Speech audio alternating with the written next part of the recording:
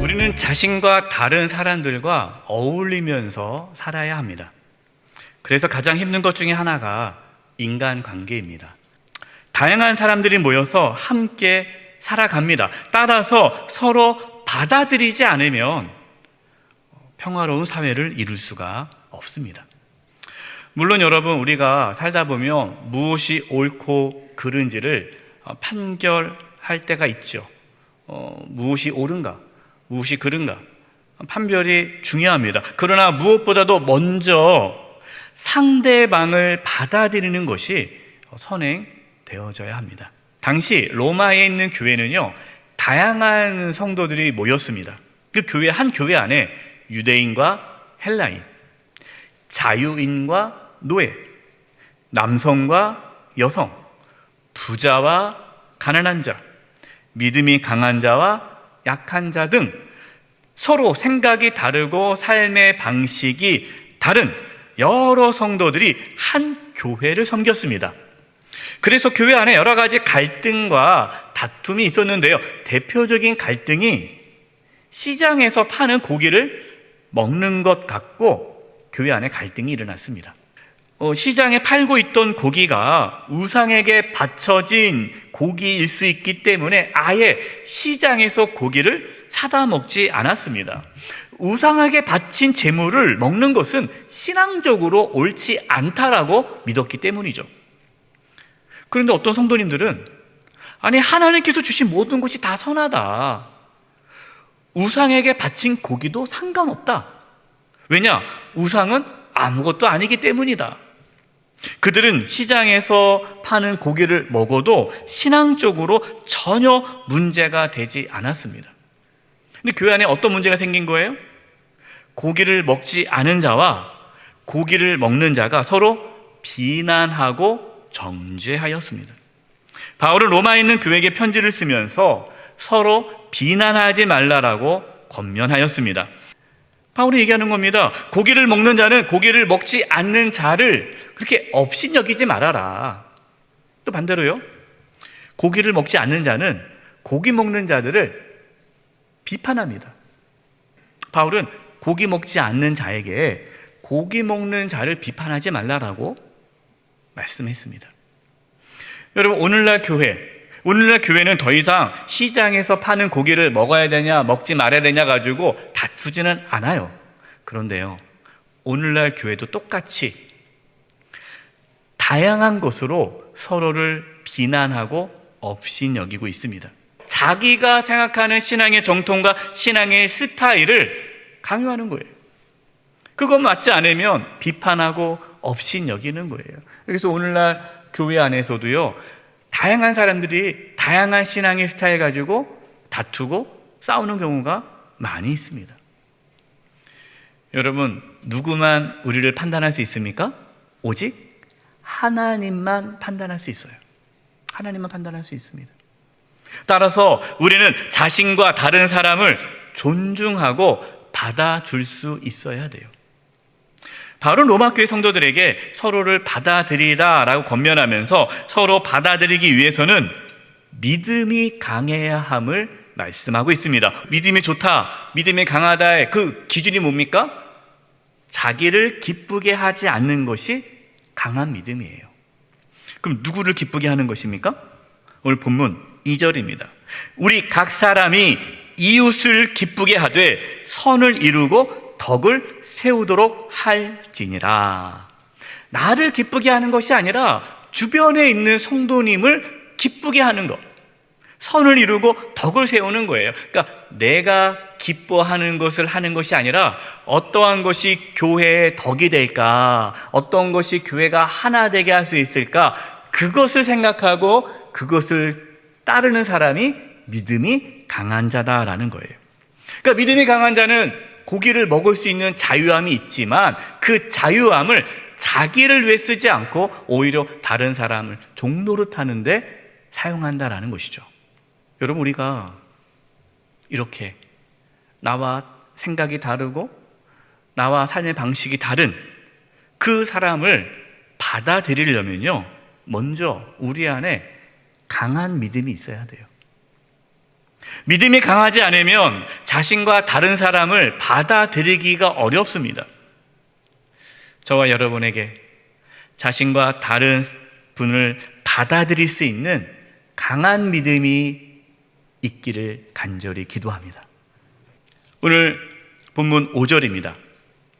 이제 인내와 위로의 하나님이 너희로 그리스도 예수를 본받아 서로 뜻이 같게 하여 주사, 서로 뜻이 같게 했다는 것이 서로 받아들이게 해줬다는 거거든요. 그러니까 인내와 위로의 하나님이 우리로 하여금 서로 받아들일 수 있도록 해줬다는 겁니다. 하나님은 어떤 분이세요? 인내와 위로의 하나님이세요. 시편 103편 8절과 10절입니다. 다윗이 하나님에 대해서 이렇게 찬양했던 시인데요. 여호와는 긍휼이 많으시고 은혜로우시며 노하기를 더디하시고 인자하심이 풍부하시도다. 자주 경책하지 아니하시며 노를 영원히 품지 아니하시로다. 우리의 죄를 따라 우리를 처벌하지는 아니하시며 우리의 죄악을 따라 우리에게 그대로 갚지는 아니하셨으니. 그러니까 다윗은 이 하나님을 만난 거예요. 인내하시는 하나님, 오래 참으시는 하나님, 위로의 하나님, 긍휼의 하나님, 사랑의 하나님. 정말 내가 그렇게 많은 잘못을 했지만 하나님께서 다 따지면서 너 다윗 이렇게 살았지? 너 이렇게 했지? 이렇게 했지? 넌 그럼 아웃이야. 너는 끝났어. 이렇게 하지 않았다라는 거예요. 내 죄보다 하나님께서 늘 나를 받아주셨다라는 것이죠. 다윗이 그것을 경험했기 때문에 다윗도 그렇게 살 수 있었습니다. 여러분, 우리가 하나님의 인내하심으로 우리는 지금 살고 있지 않습니까? 여러분, 우리의 힘으로요, 나와 다른 사람을 받을 수 없습니다. 우리에게 그런 능력이 없어요. 우리에게 뭐가 필요합니까? 하나님의 인내와 위로가 필요해요. 하나님께서 저와 여러분에게 인내를 주시기를 원합니다. 하나님께서 우리가 나와 다른 사람을 받아들이는 데 있어서 얼마나 힘들고 어렵겠어요. 그때마다 하나님께서 위로해 주시고 소망을 주시기를 바랍니다. 하루는 가늠하다가 현장에 붙잡힌 한 여인을 데리고 와서 예수님께 이렇게 질문합니다. 예수님, 이 여인을 어떻게 할까요? 율법에 의하면 가늠하다가 붙잡힌 여인은 어떻게 해야 돼요? 돌로 쳐 죽여야 돼요. 다 사람들이 돌 들고 있어요. 이제 죽이려고.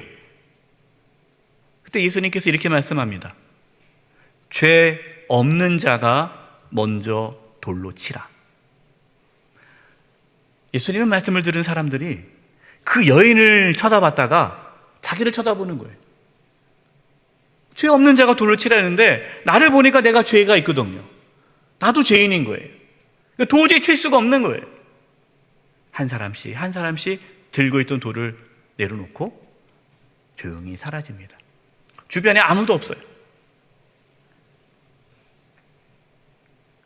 부끄러움과 두려움에 떨고 있던 여인에게 예수님께서 이렇게 말씀하십니다. 요한복음 8장 10절과 11절입니다.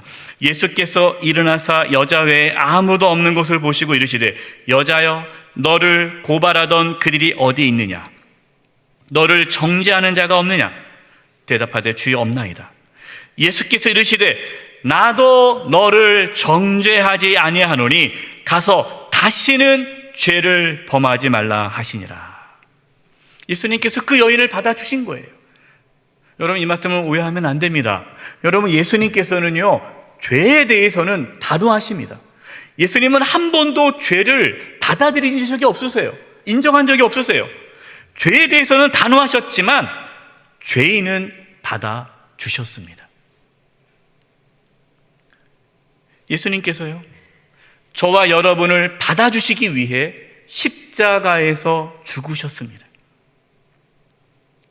예수님께서 저와 여러분을 받아주심으로 하나님께 영광을 돌리셨어요. 여러분, 예수님께서 저와 여러분을 받아주지 않으셨다면 우리는 어떻게 되겠어요? 우리는 구원받을 수 없습니다. 여러분, 우리가 예수님처럼 서로 받아들여야 하는 이유는요, 우리가 서로 받아들일 때 하나님께 영광이 되기 때문입니다. 서로 부족하지만 서로 받아주고, 서로 인정해주고, 격려해주고, 축복해주고, 따뜻하게 맞이해줄 때 그 교회가 하나님의 영광이 충만한 교회가 되는 거예요. 예수님처럼 서로 받아들임으로 하나님께 영광 돌리는 삶을 살아갈 수 있기를 간절히 바랍니다. 결론입니다. 오늘 말씀을 통해서 하나님께서 우리에게 주신 말씀은 예수님께서 우리를 받아준 것처럼 너희도 서로 받아들이라라고 말씀하십니다. 우리는 하나님께서 우리를 받아주셨기 때문에 오늘도 우리는 살아갈 수가 있는 거 아닙니까? 하나님께서 우리를 이렇게 받아주셨는데 우리도 서로 받아줄 때 하나님께서 기뻐하실 것입니다.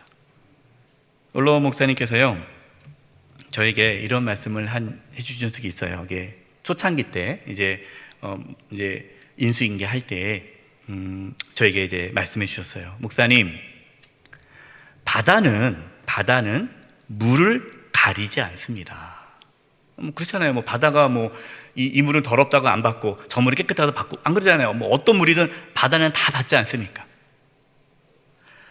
어떠한 성도님들도 다 품을 수 있는 바다와 같은 목회자가 되기를 바랍니다. 이것이 원로 목사님 저에게 주셨던 충고셨어요.